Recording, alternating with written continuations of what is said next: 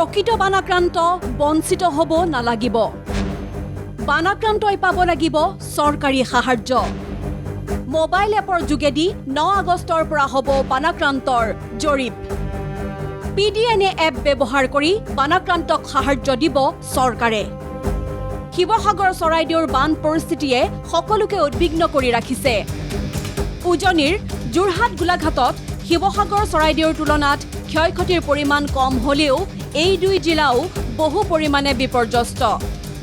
এনে বান পৰিস্থিতিৰ সময়ত চৰকাৰে দিয়া বান সাহায্য অপব্যৱহাৰ হোৱাৰ অভিযোগ অহাত সাৱধান হৈছে চৰকাৰ। যাৰ বাবে শুকুৰবাৰে যোৰহাট সন্মিলন কেন্দ্ৰত উজনিৰ বানাক্ৰান্ত 4 জিলাৰ মন্ত্ৰী, বিধায়ক, আয়ুক্ত, সম-জিলাৰ আয়ুক্তক লৈ বৈঠকত বহিল মুখ্যমন্ত্ৰী। বান বিধ্বস্ত অঞ্চলৰ প্ৰকৃত জৰীপৰ হেতু পষ্ট ডিজাষ্টাৰ নীড এছেছমেণ্ট নামৰ এক মোবাইল এপৰ ব্যৱহাৰিক প্ৰশিক্ষণো হ'ল যোৰহাটৰ সন্মিলন কেন্দ্ৰত। বানপীড়িত ৰাইজক যাতে তাৎক্ষণিকভাৱে সহায় কৰিব পাৰে তাৰ বাবে 9 আগষ্টৰ পৰা চলিব জৰীপ। এই সময়খিনিত চৰকাৰে বানাক্ৰান্তৰ মাজত কাক ক'ত কিমান দিব সেয়া সামাজিক মাধ্যমত প্ৰকাশ কৰিছে মুখ্যমন্ত্ৰীয়ে। শুকুৰবাৰে এই এপক লৈ মুখ্যমন্ত্ৰীয়ে ক'লে, 30 আগষ্টত জৰীপৰ তালিকাখন অহাৰ পিছত আমি মানুহৰ ওচৰত বা পৰিয়ালসমূহৰ ওচৰত দ্বিতীয়বাৰলৈ যাম যে ক'ৰবাত কিবা ভুল থাকি গৈছে নেকি। অৰ্থাৎ আমি আশা কৰিব পাৰোঁ যে 10 ছেপ্টেম্বৰৰ ভিতৰত আমি এটা পৰিৱেশ এটা বা কিমান ক্ষয়ক্ষতি হৈছে বা আমি কি পৰিমাণে ক্ষয়ক্ষতি আমি ঘূৰাই দিব লাগিব তাৰ এটা আমি ধাৰণা পাম।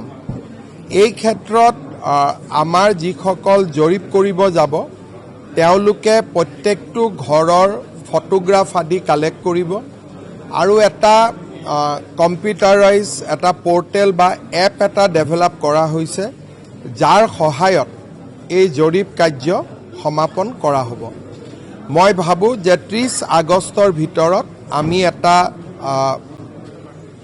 অনুমান কৰিব পাৰিম যে এই গোটেই স্থায়ী সংস্থাপনৰ বাবে ৰাজ্য চৰকাৰ বা কেন্দ্ৰীয় চৰকাৰে কিমান টকা ব্যয় কৰিব লাগিব। ইফালে বিভাগীয় মন্ত্ৰী কেশৱ মহন্তই এই গোটেই প্ৰক্ৰিয়াটো কিয় প্ৰয়োজন হ'ল তাৰ দৰ্শালে যুক্তিও। ৰিহেবিলিটেশ্যন, ৰিলিফ, তাৰপিছত এতিয়া হ'ব পুনৰ সংস্থাপন। গতিকে পুনৰ সংস্থাপনৰ যিটো পৰ্যায়, এই পৰ্যায়টোত আমি খুব সূক্ষ্মভাৱে সকলোখিনি নিৰীক্ষণ কৰিবৰ কাৰণে আৰু তাক আমি যিখিনি তথ্য সেই তথ্যখিনি সংগ্ৰহ কৰিবৰ কাৰণে আজি 4খন জিলাৰ জিলা আয়ুক্তসকল, চাৰ্কল অফিচাৰসকলকে ধৰি ইয়াৰ লগত জড়িত সকলো বিষয়াক ইয়ালৈ নিমন্ত্ৰণ কৰা হৈছে। পিছে কিমান দিন লাগিব এই জৰীপ কৰিবলৈ?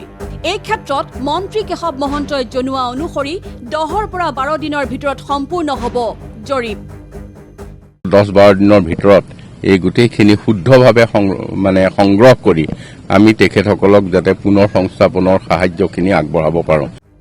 উল্লেখ কৰিব পাৰি যে এই 4 জিলাৰ পাছত একেটা ব্যৱস্থাৰে আন বানাক্ৰান্ত জিলাতো জৰীপ চলাব পাৰে চৰকাৰে। যোৰহাটৰ পৰা প্ৰিয়ংকা সেনাপতিৰ ৰিপৰ্ট, ND24।